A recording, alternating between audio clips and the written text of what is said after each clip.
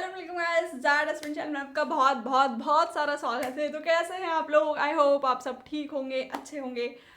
तो मैं इस टॉपिक पे कोई वीडियो नहीं लाना चाहती हूँ क्योंकि क्या ही बोलूँ।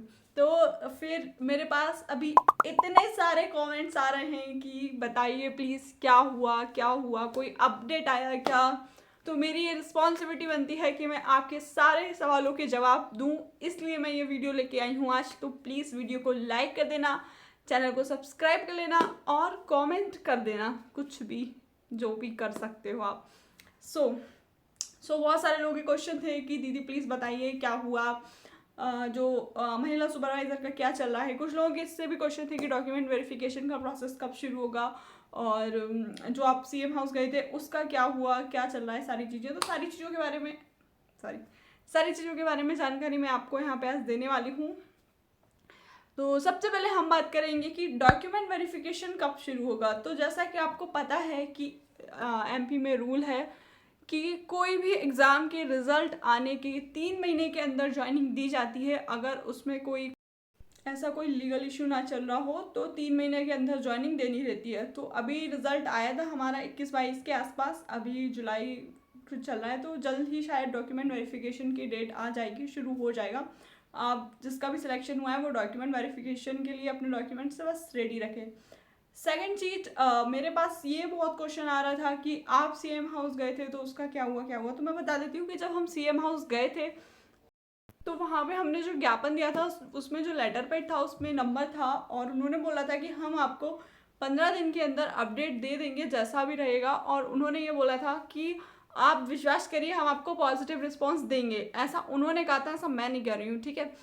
तो हम विश्वास करके तब से बस वेट ही कर रहे हैं, मैं खुद भी वेट कर रही हूँ, आप लोग भी वेट कर रहे हैं, लेकिन उनकी साइड से अभी तक कोई भी अपडेट नहीं आया है।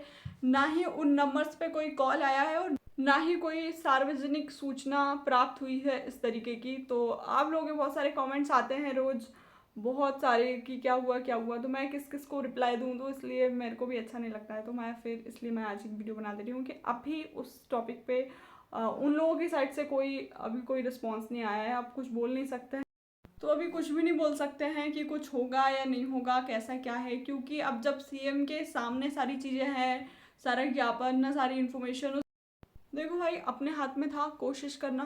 अपन ने पूरी कोशिश की कि कुछ हो, लेकिन अगर पॉजिटिव रिस्पॉन्स अब नहीं आ रहा है तो मुझे लगता है कि अब उम्मीद छोड़ देनी चाहिए।